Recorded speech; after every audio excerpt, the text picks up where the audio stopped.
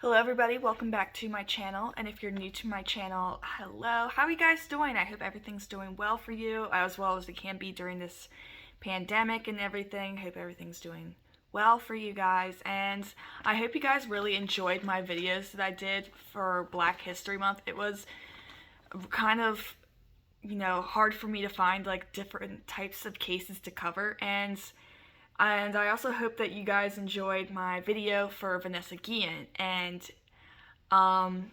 it was such a hard case for me to cover, and I'm actually glad I did because it deserves to have been told, because not a lot of people have heard about the case or even known about the case. So without further ado, I'm going to be talking about my Friday video today.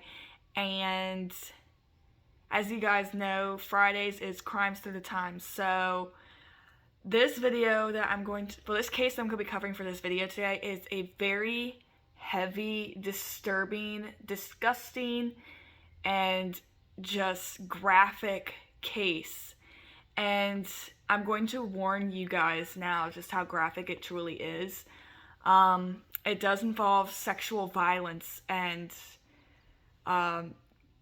graphic violence and sexual assault towards children. So I'm going to warn you of that now before we continue with the video, especially for people who have weaker stomachs and don't like hearing that type of stuff. So without further ado, I'm going to get into the case. So the Grimes sisters' murders was a double homicide that occurred in Chicago, Illinois on December 28th of 1956. So now I'm going to talk a little bit about the sisters themselves and just some information that I was able to find about them. So Barbara Jean Grimes, she was the older sister, and she was 15 years old at the time of their murder and disappearance. And she was born on May 5th of 1941, so this was only a couple months before the bombing of Pearl Harbor, which brought World War II, the United States into World War II. And then her younger sister, her name was Patricia Kathleen Grimes, and she was actually born on December 31st of 1943, so this was just a mere 2 years after her sister had been born. And both girls, they lived in Cook County, Illinois, and this is home to the largest city in the state, and that city is, as we all know, Chicago, Illinois. And this is where the girls were born and raised as two of the 7 Grimes children to their parents named Joseph and Loretta Grimes. And the 2 sisters were said to have loved going to the movies. They always were together. And that's what the 2 of them were doing the night that they both vanished. So on December 28th of 1956, this was only 3 days before Patricia would have turned 13 years old. And she and her 15-year-old sister were planning to go see the new Elvis Presley movie. And like I mentioned earlier, the 2 of them were absolutely inseparable, and they really want to see Elvis Presley's new movie called Love Me Tender. And they were both still students at the time, so Barbara, she was at the local high school, and Patricia was at a Catholic elementary school, and she was in the 6th or 7th grade. And the 2 of them were enormous Elvis Presley fans. They loved Elvis Presley. Back in the 1950s, rock and roll was still starting to come around, and a lot of people started, going off of, instead of the old classical jazz music, they wanted to get more interested in rock and roll. And so Elvis Presley, he made his mark in the 1950s as one of the most iconic stars of the rock and roll genre. And the girls were huge fans of them. They loved everything that he had done, whether it was music, movies, they just loved it all. And they were actually even devout members of his fan club. And the movie that they were going to go see, Love Me Tender, this would have been the 11th, that's right, the 11th time that they have seen this movie since it came out. So they were like, yes, let's go see this again. And it must have been a pretty damn movie for sure to see like it 11 times. And not get annoyed by it, but they must have really loved that movie. It must have been a really good movie. I've never seen it. And so the girls, they had left their Chicago suburb home at approximately 7:30 that night, and they had promised their parents that they would be home by midnight, and they were going to walk to the movie theater. And the movie theater that the girls went to, it was called the Brighton Theater, and it was only 1.5 miles away from their home, so they didn't think anything about it. They were just like, we can just quickly walk there. And this really didn't bother the family because they figured that they were going to be safe because it was 2 of them. So they had the 12-year-old, almost 13-year-old, and the 15-year-old. And they figured that since they were going to be together, there should be no problems with safety. And so the girls, they were then given a spending amount of $2.50 when they left their home. And Barbara actually had an additional 50 cents with her in case they wanted to stay and watch the second viewing of Love Me Tender. And it was unknown at the time if the girls had walked to the theater or they had taken the bus, because they did have some extra money for that, but either way they got to the theater.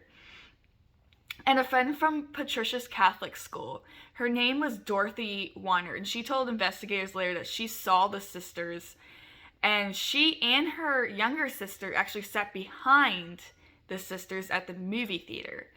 And Dorothy, along with her younger sister, they both left after the ending of the first screening at 9:30. And she had passed the sisters buying popcorn because they were going to stay and watch the second showing. And this was important because this would ultimately lead to their demise. So there was actually a friend that went to the Catholic school that Patricia went to, and she was a student named Dorothy Warner who told investigators that her sister actually sat behind the sisters, and they stated that the girls had been extremely excited to be watching the movie, seeing Elvis Presley. Like, they were squealing, they were just having a good time.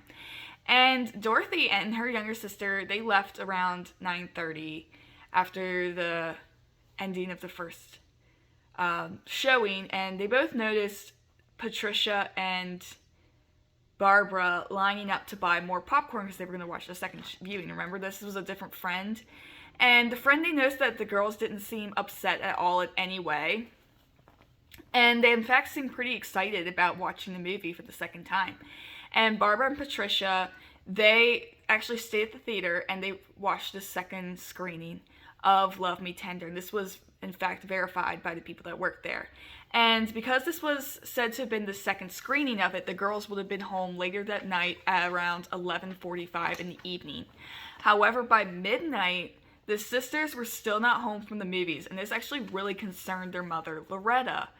And she had already expected the girls to be home by now, but there was no sign of them. And Loretta became concerned, and she started asking her 17-year-old daughter named Teresa and her 14-year-old son named Joey to go and find the sisters. So the two of them, they drive up to the bus stop where Patricia and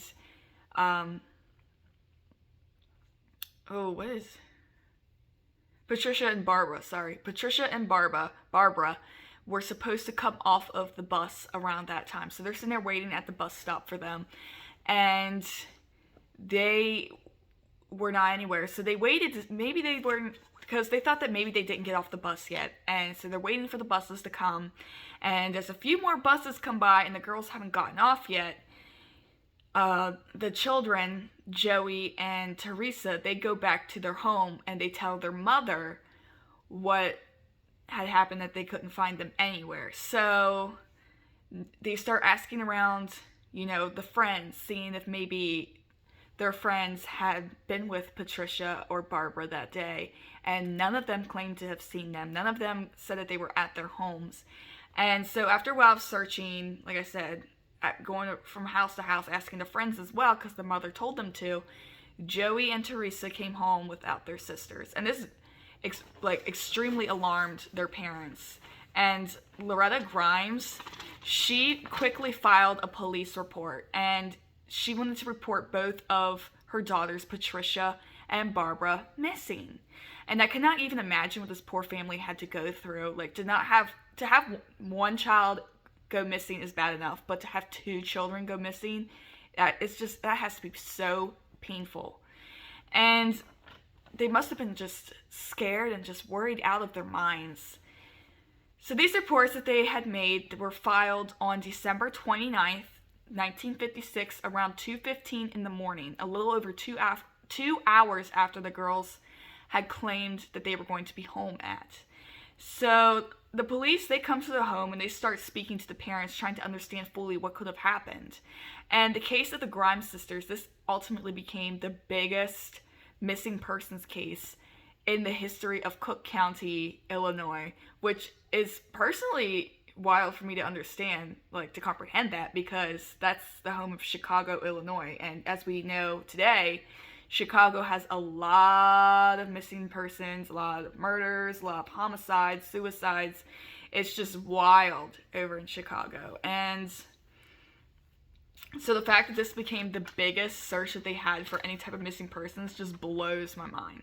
So there was hundreds of thousands of Chicago area police officers that began to search for the sisters at any types of places that they thought that they could be at. So on December 29th of 1956, the day after the girls went missing, hundreds of local volunteers, they had begun searching for the girls, and they would search in rivers and canals just in case they had fallen into them and possibly hit their head and drowned. And along with all of these searches, more than 15,000 search flyers for the sisters had been posted around town, sent out with the newspapers, and this was all to bring awareness to the case, to see if anyone had seen the sisters. So there were even parishioners at the family church that they had gone to, and they had raised up $1,000, and they had offered $1,000 as a reward to the public to see if anyone had any information as to where Patricia and Barbara were. And even though there were many reports in the Chicago area about reported sightings of the sisters, the police, they could find little to no evidence that the girls were even at the places where they said to have been at. And this was really confusing to me, because clearly these people had to have seen the sisters somewhere. They wouldn't just like pull this out of their ass. But why wasn't there anything just concrete? Like they're saying, it's like it was just a bunch of he said, she said. And it really bothered me that there wasn't anything that was simply concrete. Do you know what I mean? Like there wasn't any evidence that was physical. Like the ticket stubs at the movie theaters. There wasn't anything else, you know? It's just confusing to me. So there were actually several teenagers who went to the Chicago movie theater on December 28th of 1956 to go see the Love Me Tender movie. And all these witnesses claim that they saw the sisters actually talking to a unknown and kind of creepy looking guy. And he looked, according to the witnesses, extremely similar to Elvis Presley. So, like we know, the girls, they obviously love Elvis Presley. They went to go see the Love Me Tender movie. And it's quite possible that these girls might have actually thought and believed that this person himself was Elvis Presley. I mean, it is a possibility. But it's just quite odd to me. And the same witnesses, they saw the sisters getting into this guy's car. And it was reported to be a 4-door Mercury model 1950s era type of car, which they had, like I said, they had gotten into it, and then it just like sped off like a bat out of hell out of that movie theater. And there were several investigators who believed that the girls were actually planning to have run away, and that's what they had done. They were just like, okay, after this movie, you know, let's just leave. Let's just pack up and go. And their mother and father, you know, Joseph Sr. and Loretta, they did not believe that this could have happened, and they vehemently denied that the girls would ever do something like that. And as you know from my previous videos, it just seems like a lot of parents are in denial when it comes to the fact that their children might be runaways, and they might feel like they don't want to be at home anymore. And it just seems like a lot of people are afraid to admit that, especially when it comes to parents. And they seem like their kids, they want to think that their kids were not unhappy enough, and they didn't seem like the type to run away. And you know, sometimes it's not always the case. And the police say to give it a week for the sisters to communicate to the parents, and if they don't communicate by then, then they'll send out, a missing persons report. And their parents, they were obviously frustrated, but they agreed to this, and the case became a missing persons case a week after they had initially gone missing, because they had not received any communication from the girls in regards of their safety. And the news of the girls' disappearance, it just starts to spread through the Chicago area like wildfire. And I'm talking like the newspapers were talking about it, televisions, they would broadcast it on the news stations, they would just interrupt all programs and just talk about the girls. And there was even big announcements on the radios, because, back then they used to listen to the hand-cranked radios and jukeboxes, and they would interrupt their music and their programs to talk about the disappearance of the girls, which is insane to me. And they were begging to the sisters publicly to come home and go with their parents, and that their parents had missed them and they worried about them greatly. And the reporters for the media outlets, they had even gone so far as to beg for the sisters to come home, and if there was any witnesses to the crime, that they needed to call the police immediately and there was going to be a reward out. So as the alert went out, there were many reports being called into the police about alleged sightings of the girls, even as late as January 9th of 1957. So this was about a week, 2 weeks after the girls had initially disappeared. So because of all the reported sightings of the sisters, this made the Chicago police believe that the sisters had left under their own accord, which means they had up and run away. And there was a theory that the police had obviously developed, that the sisters had run away and packed up to travel to Nashville, Tennessee to see Elvis Presley, because they were such big fans of him. So at this time, Elvis Presley, he was living in Nashville, Tennessee, in an estate called the Graceland Estate. And so it is possible that the girls might have packed up their stuff and just simply left and ran away and, wanted to go see Elvis.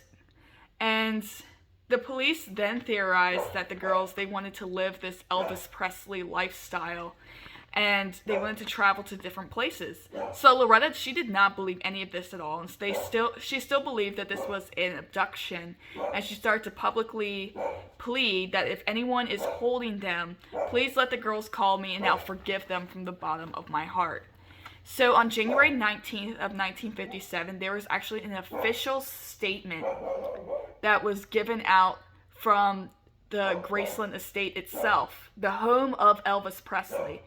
And the statement that was released, it said, if you are good Elvis Presley fans, you would go home and ease your mother's worries.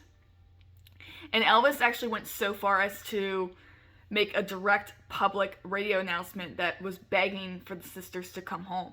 And this has to be so difficult for the families to understand and to hear and comprehend, especially since Loretta didn't want to believe that her children would run away because they just seemed so happy at home.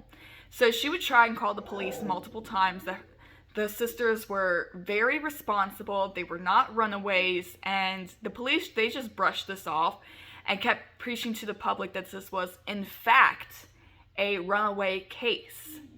And however, the statement would prove to be false. And pretty soon, the family was faced with what only can be described as a parent's worst nightmare. And on January 7th, it was a lot warmer that day. And a lot of people were super excited. This was on January 22nd. So this was a little under a month after the girls had gone missing. And as the temperatures increased, as temperatures increase, snow starts to melt away. And sorry. And that is what occurred on that day. And so there was a bunch of construction workers who have been searching for land to build some type of a project, maybe a house or something. And this was when one worker, his name was Leon Leon Prescott or Leonard Prescott. I wasn't able to find a differentiation of it. And he had spotted these odd flesh-colored things. And he was really confused because at first he believed that these were just mannequins. And he was like, why would anyone toss these mannequins out and like on the side of the road like this? This is so weird. And so he actually stepped closer to get a better look because, like I said, he believed that these were mannequins. And in my opinion, I feel like if you're looking at something and you think that they're mannequins and you're in the middle of the woods or like on the side of a road, it's probably not a mannequin, but that's just my personal opinion. So, as Leonard, he stepped closer, and he realized that these were not, in fact, mannequins, but the nude and frozen bodies of Patricia and Barbara Grimes. And thankfully, Leonard, he was on top of it, and he and his wife, they called this into the local police, the Chicago area police, and they quickly came out to the crime scene to investigate. And the police did in fact confirm that these were the bodies of the two sisters. And the sisters' bodies had actually been hidden behind a guardrail, and this was just before the embankment of the Devil's Creek. And Barbara was laying on her left side of her body with her legs just shriveled up towards her chest, like she had just like been cold and was trying to get warm. But Patricia, she had been laying on her back and her body was actually covering Barbara's head. And Patricia's own head was turned sharply to the right, so like this. And they noticed, as they start to inspect the bodies, they noticed that there was in fact 3 wounds on Barbara's chest. And that the investigators of the investigation, they believed that those were from ice picks. And there was also very visible blunt force trauma to the head, which basically means they beat on the head. And for Patricia, there was numerous bruises that covered her from head to toe. And their father, his name, Joseph Grimes, he had to formally come and identify his daughter's bodies. That is just so sad. So after the discovery of the 2 girls' bodies, there were over 160 police officers who were called in to help search the crime scene where the bodies were found for any possible clues or evidence that could lead to who this killer could have been. So even after there was a huge extensive search of the area, there was little to no evidence as to what happened, who could have done this, and the search ended up being criticized for how instead of having it just be law enforcement, there was a bunch of volunteers who came to help out, and they had apparently trampled on any type of possible evidence, and this basically just ruined the crime scene. And this caused a big issue in the case. So the girls, they had an autopsy performed on their bodies just one day after they had been found. And unfortunately, the specialists were unable to find and determine a legitimate cause of death for the girls. And luckily, they were able to find out that there was contents of food in their stomachs.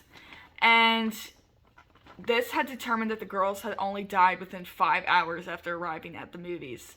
And their time of death was determined to between the late evening of December 28th, 1956 to the early morning hours of December 29th of 1956. And the official cause of death had been determined to have been a combination of shock and exposure.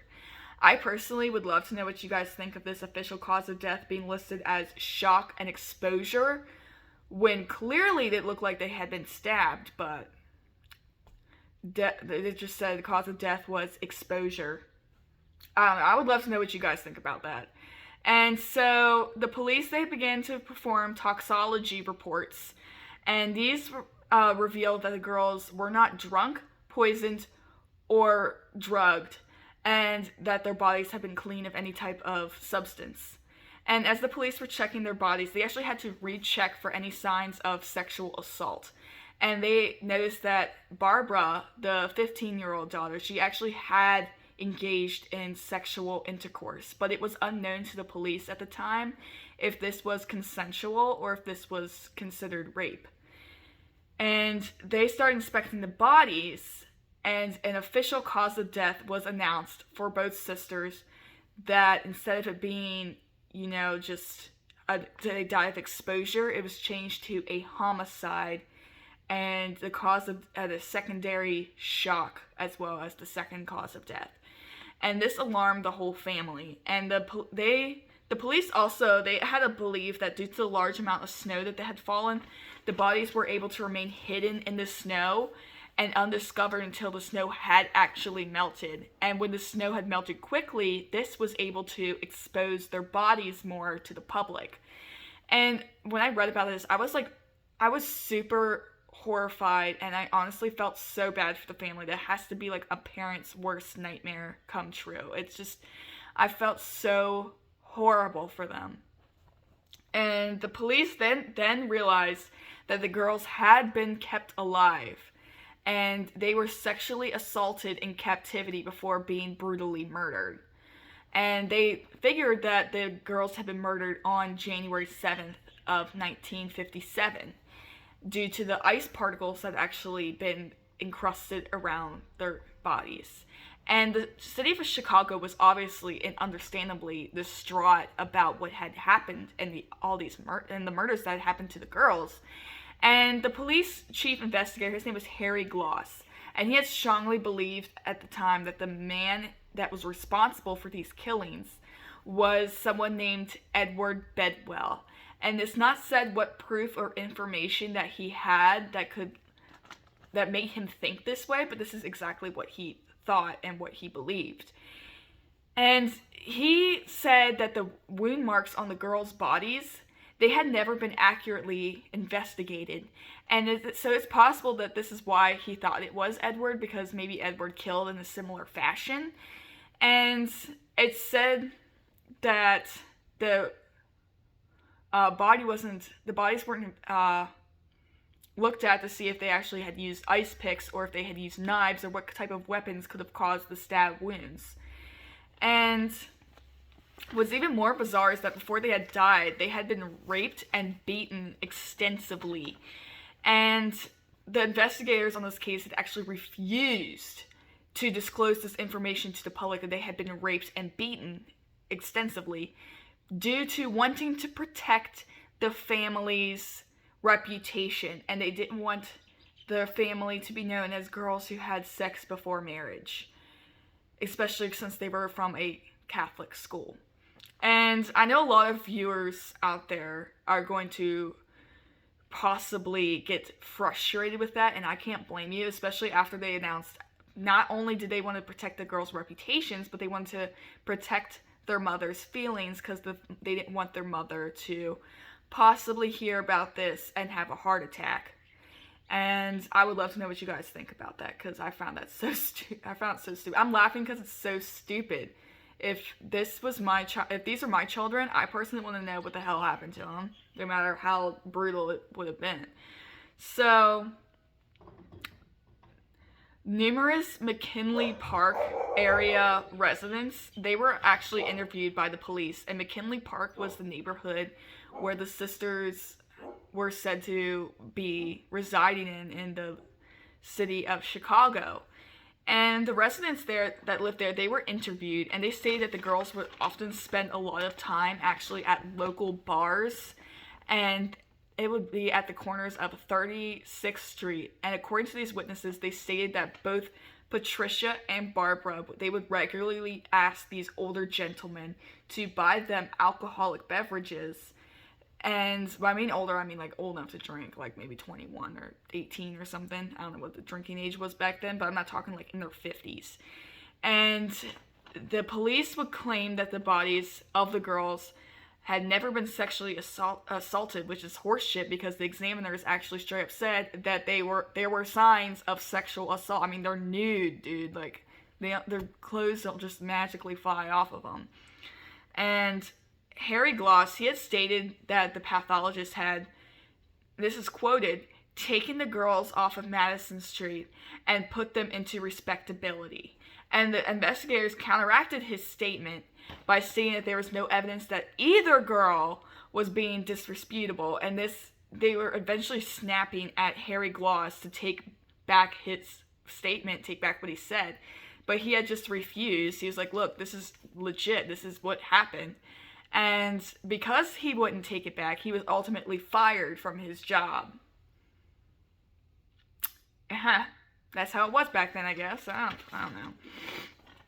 So luckily, Harry, he wasn't out of his job for too long, thank God. And there was a sheriff, his name was Joseph D. Lohman. And he had heard the statements that Harry Gloss had said, and he actually agreed with them. And Joseph D. Lohman, he actually had offered Harry the job working as his deputy sheriff, and Harry, he agrees to work for him. So Joseph had actually agreed with Harry that the girls had been beaten and tortured before they died, and that the person that did this had to have been a sexual predator. And they didn't care about the reputation that the family had that was now destroyed. They just wanted to state the facts. And so, as we're all aware, during the 1950s, it was super unacceptable to have sex before marriage. And when people talked about the girls being raped or had consensual sex, that was just so frowned upon. You don't talk about that type of stuff in society. That was something that was always kept private. And they really thought that the family, this would have had the family in shame, and they're just so upset about the whole thing. So, according to Joseph D. Lohman, he personally believed that the person inside the car, or people inside the car, had more than likely lied to the sisters about something to lure them into the vehicle. Like maybe, they pretended like, hey, I know Elvis or something, and then, they just lied to the girls. And nobody had believed him, of course. So all of this very understandably upset Joseph D. Lohman, and he continued to work on the case of the Grimes sisters' murders on his own without being paid, and just so he could help solve the case. He wanted to do what he could to help this family. So over the time before the girls were found murdered, there were actually several confirmed and unconfirmed sightings of them. There were just several sightings that had been reported of the sisters. And this was after they had initially disappeared. These were all, thank God, sent into the Chicago area police department. So I'm now going to be talking about those potential sightings. And I would love to know if you guys think these are legit sightings or fraudulent sightings. So there were actually numerous people who have claimed to have seen Barbara and Patricia boarding a Chicago Transient Authority, which is a type of train style that I guess it's kind of like the subway. And there was actually a man, and his name was Roger Menard, I believe that's how you pronounce it. And he stated that he was actually sitting behind the girls at the movie theaters when they were watching Love Me Tender. And Roger tells police that he had actually left right before the girls did, and as he was leaving, he witnessed the black 1949 Mercury pull up to where the sisters were, and there were a bunch of teenage boys that were inside, and they just start talking to the girls. They were making them giggle, I guess, saying like hoot and holler and just saying some type of flirty conversation going on. And around 11:30 p.m. on December 28th of 1956, there were two teenage boys who are unknown, the names aren't listed to the public, and they had noticed the two sisters, and they had mentioned that they were giggling and jumping out of these doorways to try and scare each other, and they were basically just seemed like they were having a really good time with just no care in the world of what was going on. So as they were driving by, someone had stated, they were like, oh, those are those two Grimes sisters. And at this time, the girls had only been 2 blocks away from their home. So there was a security guard who was later interviewed about the girls' disappearance. And he had claimed that he had actually offered directions to two unknown young teenage girls, which, Patricia was around 13 and Barbara was 15 at the time. So this could have been possible. And this was on the day of December 29th of 1956, and the guard had actually recalled this conversation because he stated that the girls had actually been incredibly disrespectful and rude to him made him, upset, and that's how he remembered it. So the same day, there was actually a friend of Barbara's, and her name was Judy Burrow, and she had claimed to have seen the sisters around 2 p.m. that day, and they were heading towards a place called Archer Avenue. And another classmate of Patricia's, her name was Catherine, she stated that she had seen Patricia on December 29th of that same year, 1956, just walking along with two unknown girls. She doesn't know who these girls were. And then 6 hours later, at 12:45 in the morning, this was on December 30th, the day before Patricia would have turned 13, there was a cashier at the movie theaters who had seen both girls at the local movie theater in Chicago. And another sighting of the sisters actually occurred by a railroad conductor. His name was Bernard Norton. And he had claimed that he had seen both girls just hanging out near a train station. Now, this particular train station was near the Great Lakes Naval Training Station, which is where a lot of people who were in the Navy would train at to fight for their country. And this was when the two girls had been looking around, and apparently they had been asking to see two sailors named Larry and Terry, and they had been searching all over the place around the train area, just asking, hey, have you seen these guys? Their names are Larry and Terry. And this kind of confused the guy named Bernard Norton. He was just like, why are these girls asking for older guys? I mean, they're young. And so there was another sighting on December 30th of 1956, and this was the day before Patricia's 13th birthday. And this sighting actually occurred around 5:40 in the morning, and there was a restaurant owner, he's getting ready to start up the day, he's opening the store up, and as he's getting ready for the day, he notices out of his window these two girls just stumbling about. So, he takes a quick peek out the window, walks out the door a little bit, and he claimed to seen both sisters.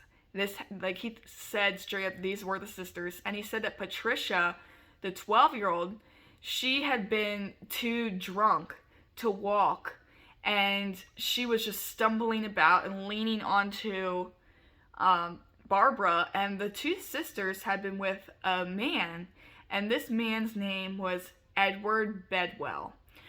And on January 1st of 1957, the day after Patricia turned 13, the girls had actually been seen on a different Chicago transient. And this was a different transient authority bus. It was not the same one they were on before. And they had stopped to go into a hotel for a few nights. And however, when the night clerk was there working, they would not allow the sisters to stay at the hotel room because they were too young. You had to be, I think you had to be 18 and above to to stay at a hotel. And this guy, he believed wholeheartedly that these were the Grimes sisters. So on January 3rd of 1957, there were two employees, and they were working at a department store, and they saw the girls in the department store that they were working at dancing and listening to Elvis Presley. And this was a very compelling evidence because the two girls loved Elvis Presley. So on January 17th of 1957, there was a woman, her name was Pearl Neville, and she called the investigators in Nashville, Tennessee, and she said that she had met both girls there in Nashville, Tennessee, and they had seemed very tired and bedraggled, and she accompanied both of them to find a job because they had been wanting to work. And one thing that Pearl definitely recalled the most about the conversation that she had with the two girls was that they had said that their last name was Grimes. So on January 19th of 1957, following a report that Elvis Presley had put out for the girls to go home, there was a letter that was actually sent to the local police department. This was from an anonymous young girl. And the girl had claimed to have seen the two sisters being forced into an unknown car the night that they had disappeared, like they were kidnapped.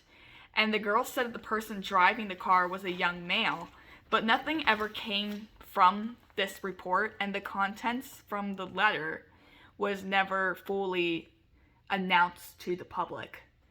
And this was none of that was ever even proven to be true, so it could have been just a whole hoax, or she just wanted to feel like she was helping out. I have no idea. So now I'm going to be talking about the suspects in this case, and the first person I'm going to be talking about is Edward Bedwell. And Edward, he was a 21-year-old illiterate drifter, and for those who don't know what drifters are, it's someone who goes from town to town. They just drift around, like they go with the wind, and they don't really have a home to stay. It's kind of like the 1960s versions of like hippies, like a free spirit kind of. And this man named Edward Bedwell, he actually looked pretty similar to Elvis Presley. And he was a very tall man. And he had apparently worked at a restaurant, and he and another young man had come into the restaurant where he worked at, and they were seen with two young girls who apparently had looked exactly like the Grimes sisters. And obviously the police, they bring him into the station for questioning, and at first Edward, he denies being involved in any of the murders, but then after a while of interrogation, he ended up signing a 14-page confession letter that stated that he and William Cole Williamton, which is one hell of a name, William Cole, tongue-tied, were with the girls on December 30th of 1956, and he also claimed that he was with the girls until January 7th of 1957. And Edward, he also claims several days after the 7th, they beat both girls to death. And do you want to know why? This is why he claimed that he beat both the girls to death. Because they refused to have sex with him. And he said that after they murdered the two sisters, they threw their bodies into a ditch and left. And Loretta, she claimed this was untrue. And she said this has to have been a lie, especially where, he said that he saw the girls. She said, that's a lie. My girls wouldn't be on West Madison Street. They don't even know where it was. And I'm not sure how I personally feel about their mother saying this. It's almost like she was in denial of what her daughters may have truly have been doing. I don't know. I just find it so bizarre that she would claim and deny that the girls ever did any of this when their friends and multiple people have reported seeing the girls doing this. And they were always at bars with possible fake IDs. So, I have no idea. I would love to know what you guys think about that. So, William Cole Williamham, he had also admitted that he was with Edward that day, and there was these two girls, and though he had denied the girls were the Grimes sisters, he said that they were just two random girls. And along with denying that these were the sisters, William also absolutely denied killing them, claiming that he had been working at the time the girls had been murdered. So the police, they traveled to William's job just to double check everything, okay, let me see if he's bullshitting, So they actually verified that William had clocked in and had been working the day and the times that the girls had been murdered. So he was completely ruled out as a suspect. And both men had been released with 0 charges pressed up against them. So there was another suspect, and the police had, and his name was actually Max Flegg. And Max, he was a 17-year-old suspect. And he was the only person in this entire case to have been considered the prime suspect. Not because of, anything that he's done, any of his crimes, or evidence that has been put up against him, but because of the fact that he was 17 and girls were 15 and 13. That's it. That's literally all they had. It's just, I don't know. This just seems so bizarre to me that he was the only one announced as the main suspect, only just because, you know, of his age. I mean, that just seems so weird to me. So, I mean, I'm not a cop. I don't know any of that stuff. So, they bring him in to do a polygraph test and they would just want to see if he was telling the truth about not being involved. And legally, you cannot take a polygraph test because you have to be 18 years of age to fully consent to taking the polygraph test. And Max at the time was 17. And he had agreed to this anyways, and he ended up confessing to the murders. And Max's confession was bullshit because there was no evidence that was pointing to him even being at the scene of the crime, or even in that area, or even at the movie theaters, for fuck's sakes. And so he was completely dismissed as a suspect. And years later, he actually ends up being jailed for a completely unrelated crime. And I found this pretty interesting, honestly. And the final suspect in this case that I'm going to be talking to you guys about is a man named Walter Kranz. And he was a 53-year-old steam fitter and self-proclaimed psychic. I'm using that in quotations because, you know, like, people who usually say that, like, they're self-proclaimed psychics or whatever, they're not really psychics. And so he ended up phoning a local switchboard office, and he said on January 15th of 1957, the girls had been buried in Lyons Township, Illinois. And when the operator asked for him to give his name, you know, at first Walter completely refused. And he said that he saw all of this in a dream, like, I guess, like, kind of like the Field of Dreams movie, you know, if you build it, they will come. I don't know, he's just like, I saw this all in a dream. So he was then, because, you know, I believe in psychics. I honestly believe that they do exist, but I do think this guy Walter was a complete Looney Tune, and he had no idea what the hell he was talking about. So Walter, he was then questioned about these powers that he had, and he claimed that he had actually gotten them from past relatives, and he could only see these visions when he was drunk. And I'm laughing because that's like the dumbest thing I've ever heard in my life. I can only see visions if I'm drunk. Okay. So handwriting experts had believed that Walter had been the one to write a ransom note towards the mother. And this was never confirmed, but Walter had denied any involvement in the murders. And he was released after multiple interrogations. So those were all the suspects, and I now want to talk about the aftermath of all of this. And Loretta, the mother, after the murders and everything, she was unable to go to work, and she had to file for unemployment. So it was to the point where, you know, the family started struggling to even pay for the mortgage, which, if you don't know what a mortgage is, it's basically you have to pay it to keep your house. And this really upset the community, and word started to spread, and so friends and family would try to raise as much money as they could and donate this to the family to help keep their house.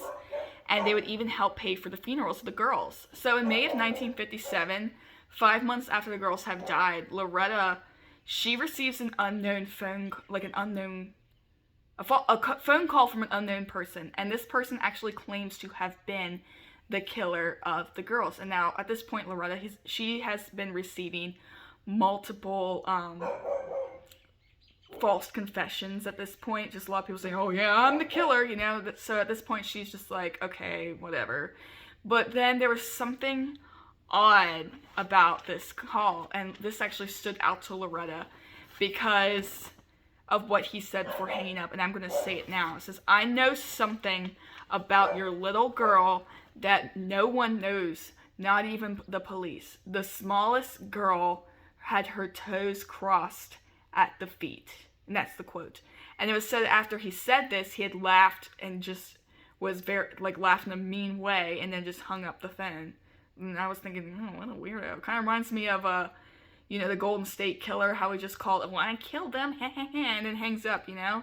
It's just so weird to me. And so 1 year later, Loretta, she announced publicly that she had been absolutely convinced that they had been murdered by somebody that they knew. And this had to have been because the girls would not have gotten into the car with someone that they would not have known. And I've said this before, but it just seems like Loretta is just in true denial of what truly had happened to the girls. And it was quite possible she just didn't want to accept that the girls would be cold enough to get into a stranger's car. But even though this case had occurred back in 1956, no one has ever been charged with the crimes of the Grimes sisters. Charged with the deaths of the Grimes sisters.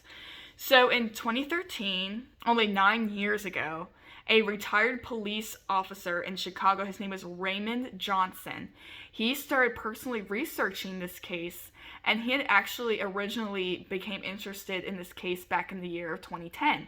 And he could not believe that this case had not been solved. He's like, oh, what the hell? And honestly, I feel the same way. I was like, this case has been around since 1956. How has this not been solved? That's what I want to know. And, you know, he's obviously getting frustrated. And he starts researching this case for a book that he had been writing. And then he publicly announced that he personally believed that the killer was a man, and he was a 23-year-old man. His name was Charlie Leroy Melquist. Well, Charles, but he went by Charlie apparently, and his middle name was Leroy and his last name was Melquist. So he was actually considered a suspect in the Grimes sisters' murders back in 1957, but the police had just brushed him off. And Charles Melquist, he had actually been convicted of the September 1958 murder of 15-year-old Bonnie Lee Scott.